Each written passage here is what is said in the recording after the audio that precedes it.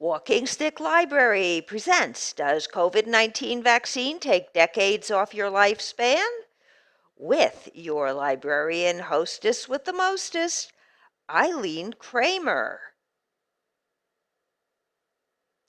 And don't forget, you can catch this stream live on Twitch. Now, let's do our last topic. And this one got dropped by Joseph Samson. Hat tip to you, baby. Shout out to you for putting this up.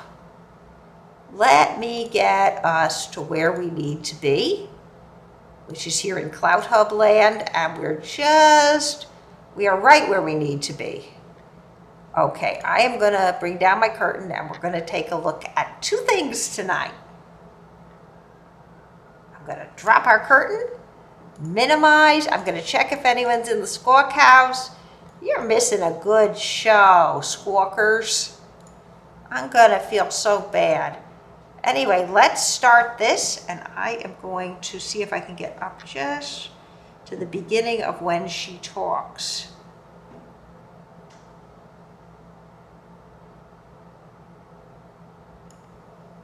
Okay, this is Lindell TV, and Mike Lindell is the My Pillow guy, and we can talk about him another night.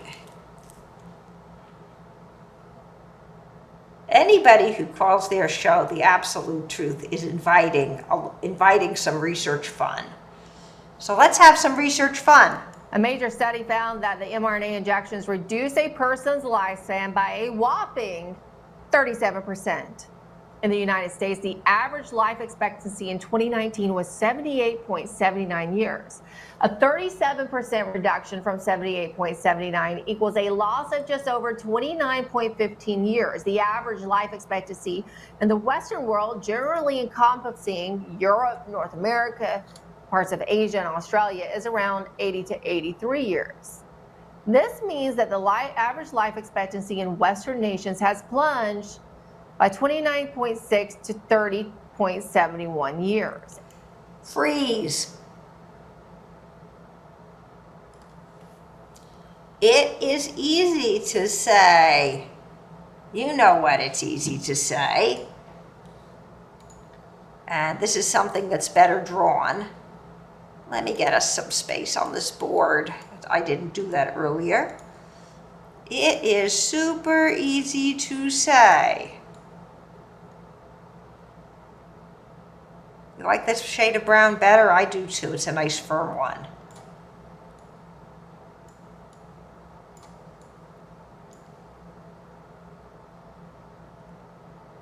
And we don't want to deal with you at all.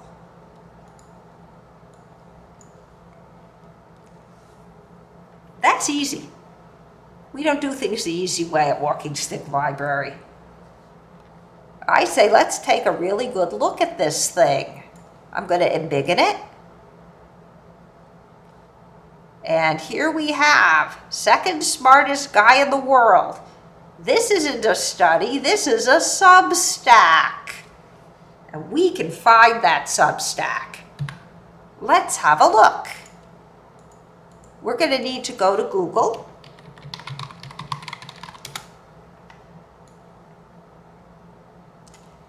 And we are going to need to find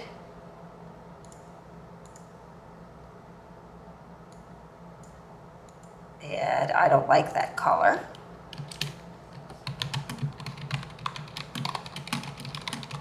That's what he calls himself. And we should pick up his Substack pretty easily. Control C, we pop it in. This is a name search.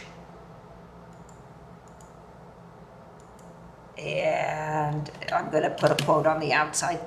Go find him for me. There's his Substack.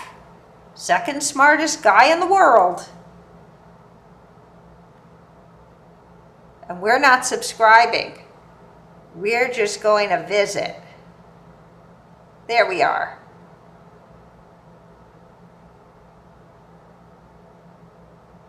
Okay. And I don't see this yet, But if I do see all and I go to EXPECT, 3 decades wiped from life expectancy in the COVID vaxxed, and it will only get worse over time. Now, he posted this, but he didn't write it. As the modified mRNA slow-kill bioweapon vaccines continue to wreak havoc on their genetically modified spike protein producing subjects, life expectancy trends are proving increasingly grim. And yes, you can ask, where are they putting all the bodies? No, I'm not signing in. And this isn't written by you. It's written by someone named Frank Bergman at Slay News. I have never heard of Slay News.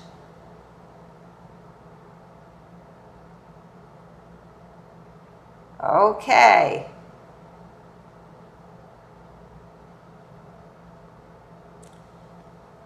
An alarming study has, okay, I don't see any links here.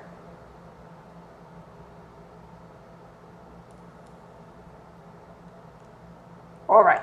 Shockwaves have been sent rippling through the scientific community after a study found that around 30 years have been wiped from the average expectancy of people who received at least 2 doses of COVID mRNA vaccines. In the United States, the average life expectancy is 78.9 years, yada. We don't want to repeat all this. Okay, here we are. Finally, we get to the study. The bombshell findings of Professor Alessandria and his team were published in the renowned Swiss medical journal MDPI. Somebody doesn't even know that MDPI is a publisher, not a journal. Let's click Published. Here we are. And this is it published in where? I'd like a PDF if you don't mind. This is in a journal called Microorganisms. And Marco Alessandria wrote an article, and he is he's at the University of Turin. This was submitted May 30th. And it was published June 30th, which is pretty tight, not good. And here is what they found. Immortal time bias is common in cohort studies and distorts the association of estimates between the treated and the untreated. We use data from an Italian COVID-19 study with a large cohort, long follow-up, and adjustment for confounding factors affected by immortal time bias, with the aim to get the real impact. And immortal time bias is that certain cohort studies have, if you only follow for a certain amount of time, nobody will die. Or you'll only be looking at the survivors. And so what they were doing was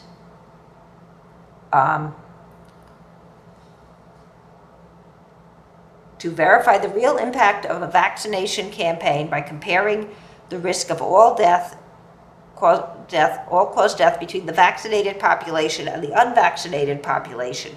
We aligned all subjects on a single index date and considered all-cause deaths outcome to compare the survival distributions of the unvaccinated group versus various vaccination statuses, the all-cause death hazard ratios in univariate and multivariate analysis.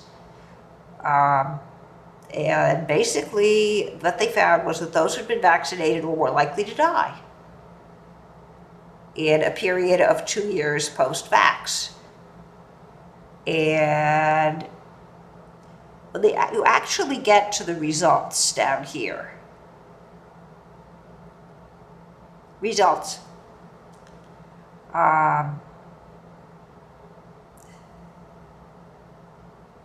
the differences aren't very stark. How they get 37% is making it cumulative over 2 years. At the time of the index date, considered the alignment for follow-ups, the unvaccinated subjects were the entire population. So what they did was, as long as somebody was unvaccinated, they kept them there. As long as they had 1 shot, they kept them there. As long as they had 2 shots, they kept them there. This eliminates waiting time, and I don't know if that really works.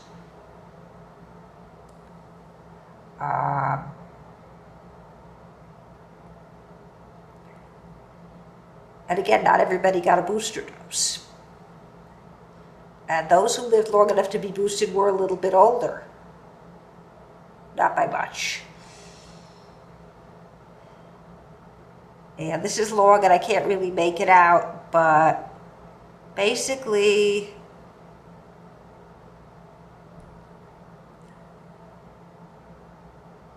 okay.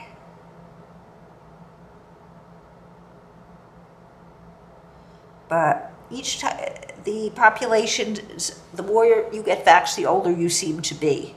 So keep that in mind. The average age keeps creeping up.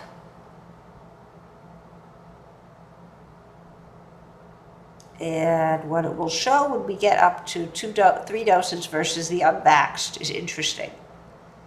Okay. Through the log rank test and the univariate analysis, the 3 to 4 dose population shows a hazard ratio of 121%. So they have 21% more likely versus that of the unvaccinated. The hypertensive population shows one of 9.65 compared to the non-hypertensive population. The diabetic population shows one of 5.9 compared to the non-diabetic population. Looks like vaccines don't do very much.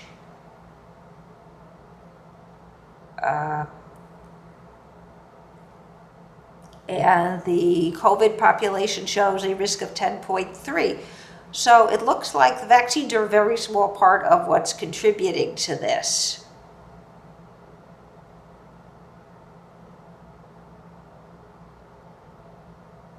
And females live longer. So what this is basically saying is, it's hard to tell.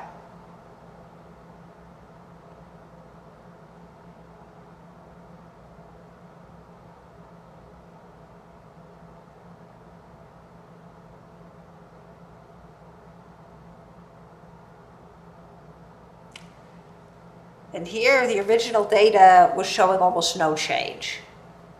But it's not something where where everybody's gonna be dropping dead in the street. I don't fully understand this.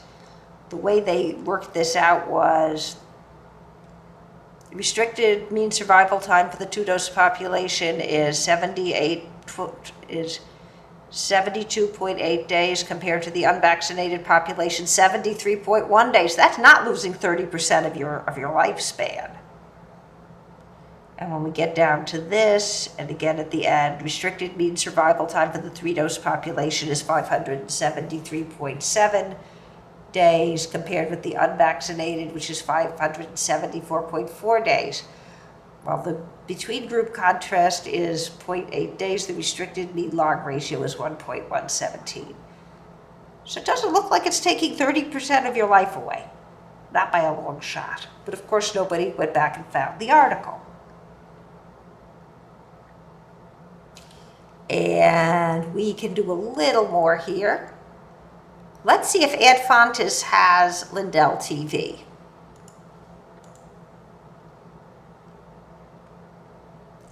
What we did find was, I hate when I lose my color.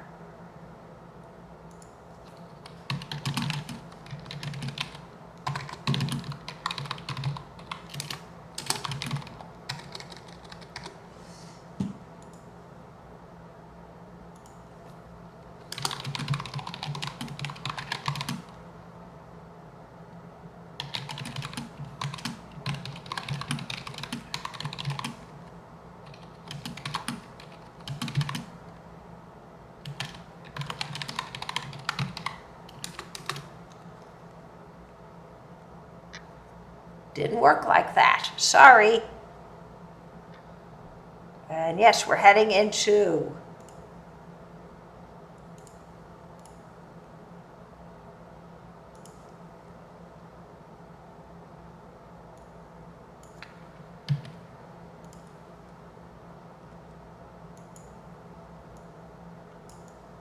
yep.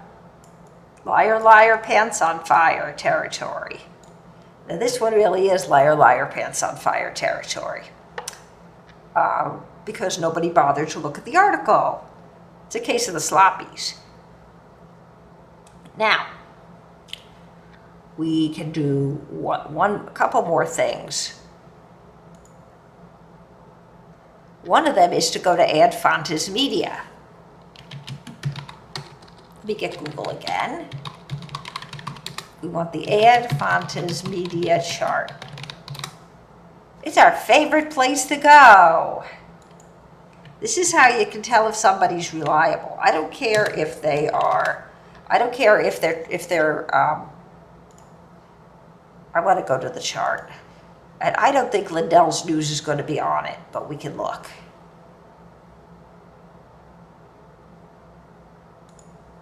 Lindell TV. Okay, let's see if there's any Lindells on the Ad Fontes chart.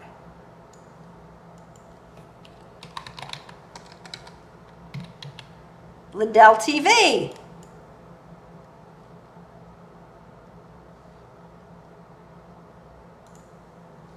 It won't give it to me. Bummer. Well, that one went clunk. Okay. We can have some more fun.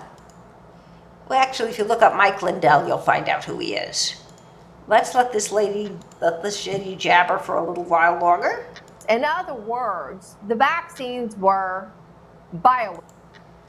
Okay. Let's see what's going on at the Minnesota State Legislature. Fortunately, you can search this online. And that's kind of the fun part of all this. Let me make sure my pen is green again. That's just my trademark green ink. What we're going to do is, I have to have this be smaller. Minnesota Legislature. To make this extra juicy, because we like it extra juicy around here. Bioweapon. How often does the state of Minnesota do anything with bioweapons? Okay, what we want is what is in the middle.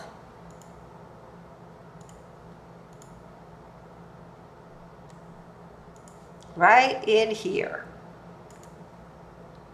And we are going to get and it can go in any order. So let's get our best friend up, which is Google. This kind of government doc stuff is a lot of fun. Does this bill really exist?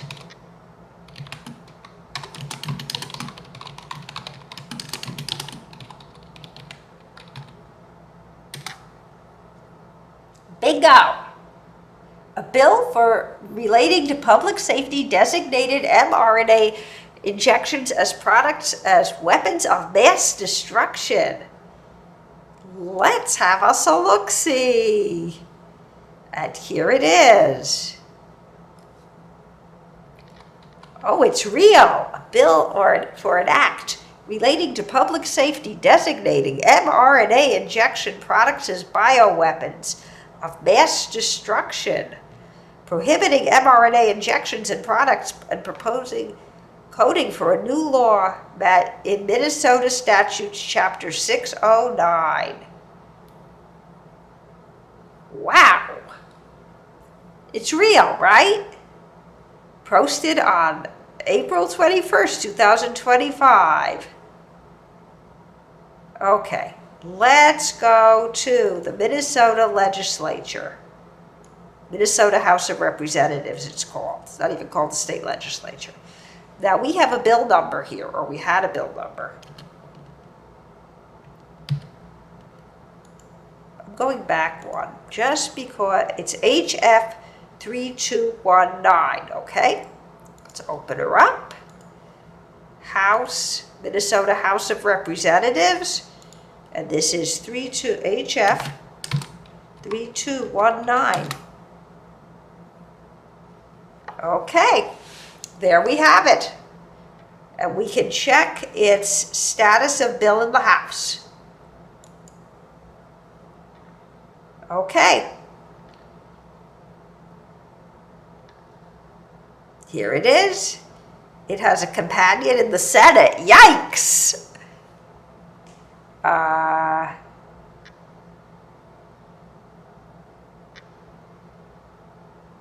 House Research Summary.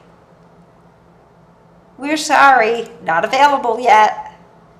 Okay, so this is what's happened to it. It was introduced and sent to the Education Policy Committee. And this is the intro to it. And then there was an author stricken and an author added. And it has sat there for a week, and I don't know when the legislative session ends in Minnesota. But we can find that out, shall we? The bill is stuck in committee. It's real. And when you have a bill that's stuck in a state legislature's committee, what you do is look to see how far into the session you are. Now, if this were New York State or Massachusetts, those states have year-round state legislatures. If it doesn't make it by one session, we put it in another. The budget's supposed to get passed May 1st. I've seen it passed as late as July. That was New York. New York worked like that, and you just knew it, that the state legislature was year-round. But we want, and it's Minnesota House of Representatives. It's going to be a little tiny here. Be bad. This is Minnesota House of Representatives.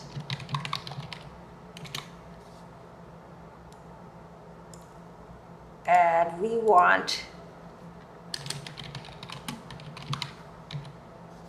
now Georgia has a very tight system where it only meets for a few months. Texas meets every other year, so these vary by where you live in the country. And so it's kind of interesting to do that. So we'll know what the fate of this bill is going to be, because this is late in the year for a lot of state legislatures. They meet in the springtime. And again, this is U.S. government. This really isn't biomedical anymore. Let's go run Google.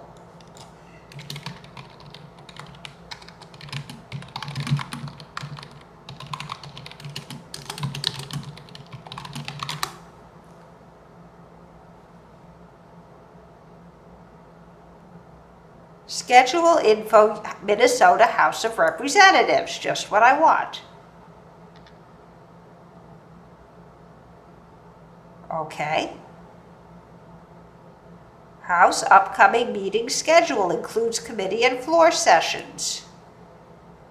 Okay, they are going to meet tomorrow.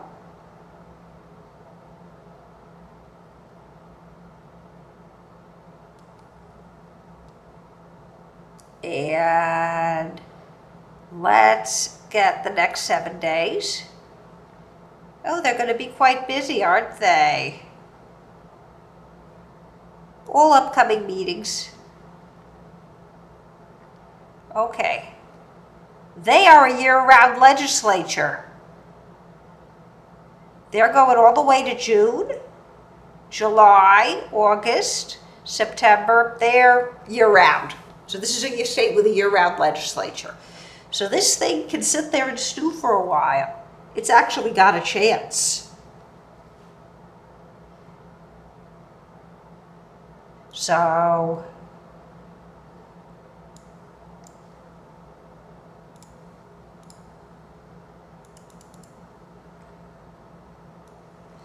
I'm going to bring us up so I have space.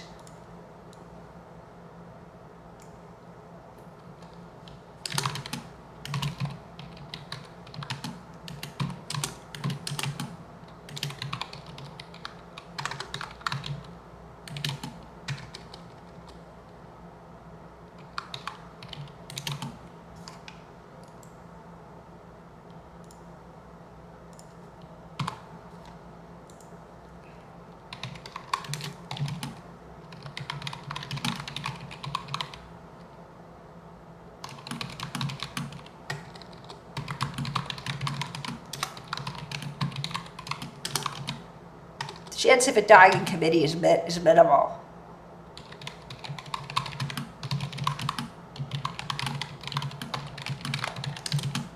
So if you live in Minnesota, get in touch with your state legislator. And let's see about the companion bill. Okay. It was introduced, first reading. It has also been referred to committee. So this thing is not dead.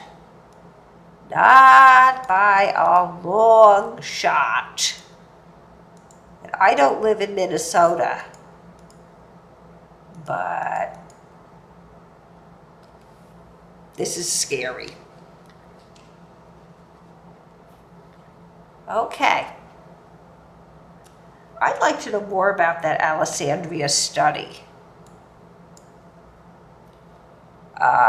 I could try science-based medicine and see if they covered it. I'm just taking a shortcut.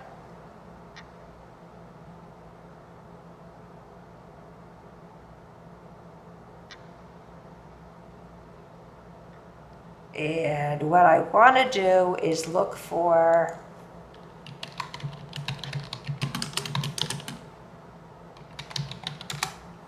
see if that shows up. Nothing. I could try Google just for the hell of it.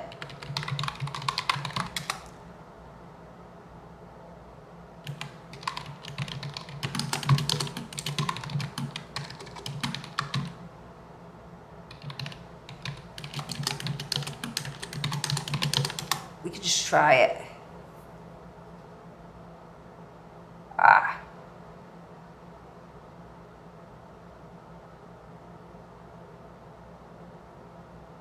Here's one in ResearchGate.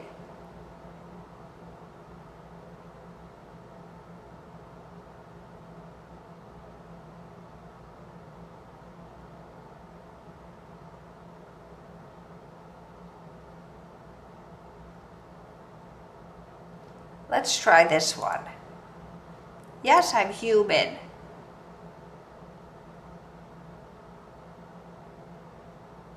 And this is June 2024. It's that same awful study.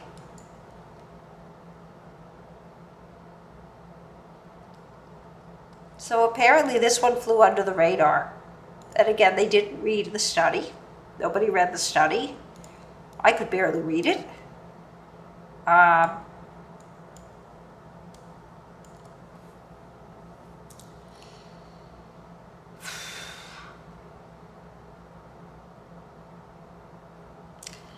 And there is a bioweapons bill in Minnesota. Somebody put it up. It was sent off to committee. It's one of those we probably want to watch. Hello, Eda the Pie. And I really would like to know if, apparently nobody's corroborated what Alessandria, that was the author, found with the increase in all-cause mortality. And I think they did something a little weird with the statistics by shifting people out of one group and into another. That might work if you're like offering a treatment in the intensive care ward and people don't live long enough to get it, so you only get the healthier people, the people who are stronger. But with something like this, less so. You would really have to look at, you know, from who has lived long enough to get the, I don't think that's really an issue here. Also, people who were sicker tended, and older tended to get vaccinated more with COVID, with the COVID vaccines. So I'm thinking, yes. And thank you for coming by, E, because I love it. We could see if anybody has come up with anything like this anywhere else, or if anybody has cited Alessandria's study. I'm willing to do that since you're here and I'm hanging out. Okay. MDPI is a cruddy publisher. It's low end. It's not. If you're dealing with students,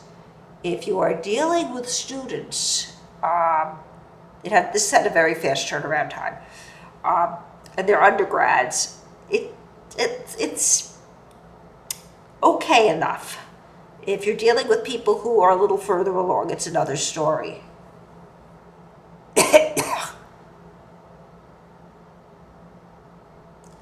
Okay.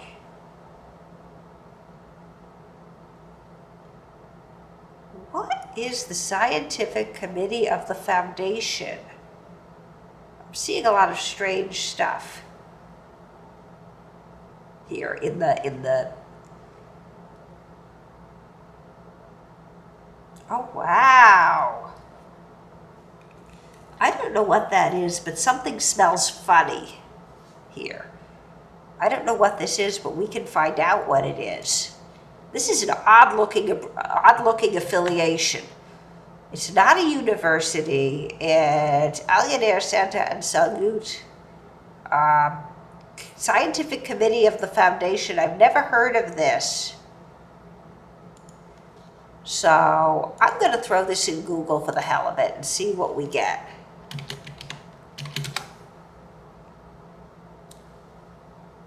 Okay.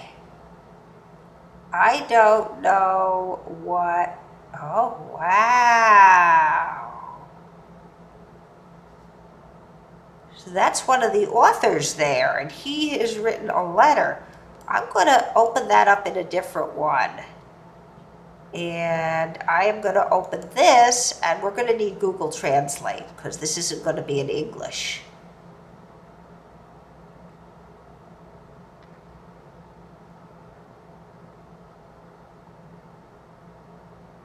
And it's slow as a molasses in January.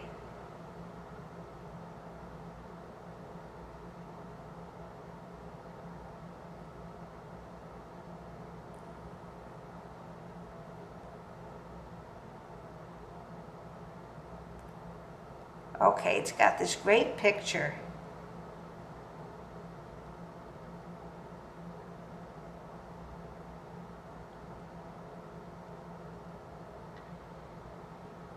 I have no idea what I've got here. I'm home.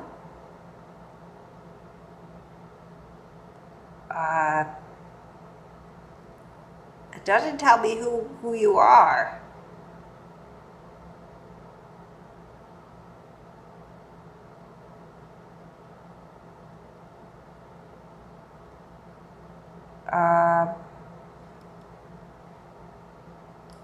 I'm going to open some of these up, and I can throw some of these in Google Translate, because that's probably the best way to do it.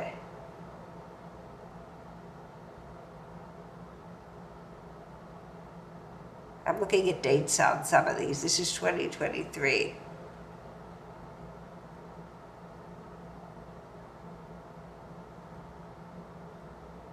This is more that he's written. Okay. Let's get Google Translate up, because we can translate this out of Italian. Besides the fact that this is abominable web page design. It's tiny. I'm going to copy this. I want Italian to English. What have I got? All right. The foundation is a nonprofit organization and cannot distribute, even indirectly, profits, operating surpluses, as well as funds or reserves capital during its life. It provides for its purposes with income from its assets. Purpose. The foundation pursues exclusively the objectives of safeguarding and protecting the health through the effective, appropriate, and efficient use of resources in the health sector to align with the health set of benefits of the actors who operate in the health at various levels. The foundation carries out activities in the sectors of healthcare, training, and evaluative scientific research of particular social interest carried out directly or entrusted to universities, research institutions, and other things. Okay.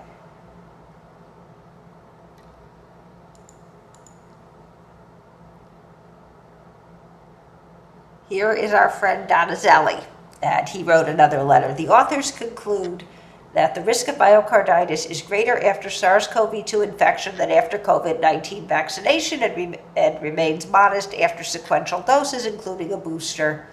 However, the risk of myocarditis after vaccination is higher in young men, particularly after a second dose. The main conclusion is questionable for at least two reasons. First, the study includes people who are older than 13 admitted to the hospital or who died from myocarditis between December 1st, 2020 and December 15th, 2021. However, for every hospitalized patient, there are approximately 2 orders of magnitude of outpatients, among which there can be cases of symptomatic myocarditis. A prospective cohort tie study, one of the very few with real active surveillance, collected ECG, echocardiography, and cardiac enzymes of 301 students ages 13 to 18 at baseline, day 3, day 7, day 14, optional, the second dose of the vaccine. Incident cardiovascular manifestations were found in 29.24% of the patients, from tachycardia or palpitation to myopericarditis. Myopericarditis was confirmed in 1 patient after vaccination. These findings confirm that passive surveillance systems dramatically underestimate the reported adverse reactions after immunization, yada, yada. Okay. I don't know what they do. We can grab one and see the kind of things they do.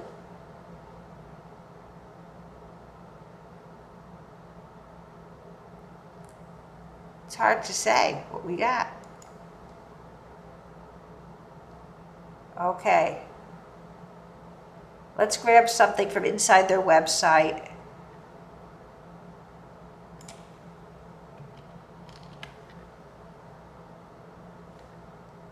Okay, and let's go back to our Google Translate and pop it in and see what kinds of things they're asking. Question. In the world in just over a year, the estimated deaths from COVID-19 were 2.6 million. Against this threat, the states have implemented unprecedented measures. Are there comparable threats to humanity? Could there be effective interventions to address and eliminate them? Question.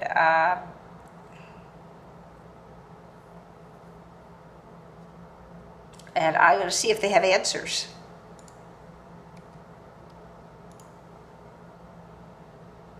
Let's try the one about COVID. See if I get an answer.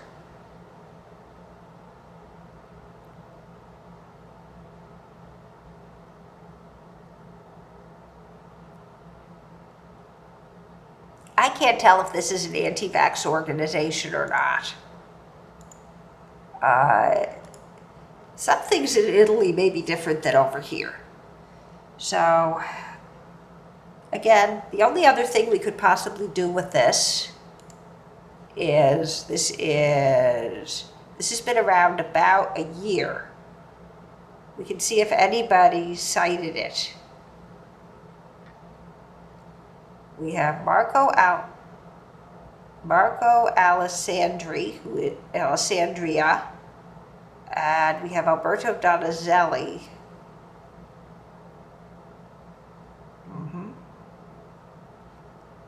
I am going to guess that this thing might get cited. We have to get GSU library back. I've got a messy desk here, unfortunately. And let's go down to Web of Science. And we're going to see if anybody cited this.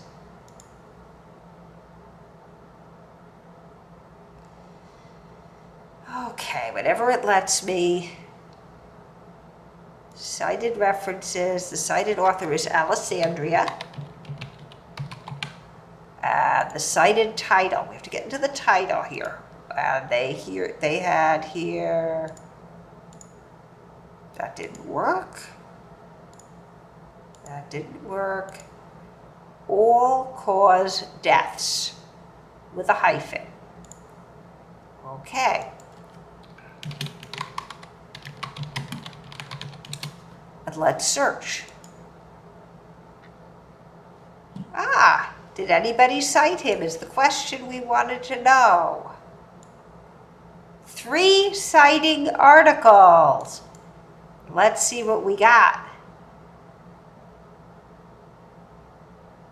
Ooh, that's Peter McCullough.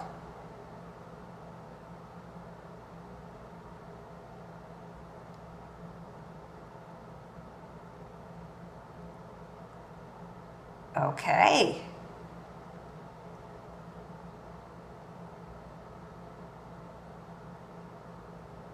Interesting. So this did not rock the world. We only have 3 people citing it. One of them is Peter McCullough.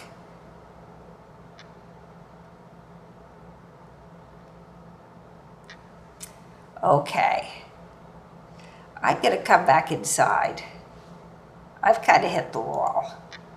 Split. So there is an article out there that nobody read. And there's a bill sitting in committee.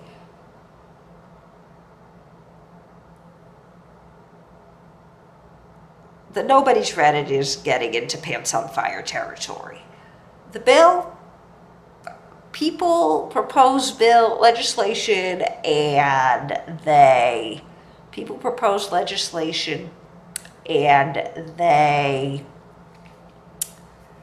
sue people all the time, and then it disappears. Kind of just gone.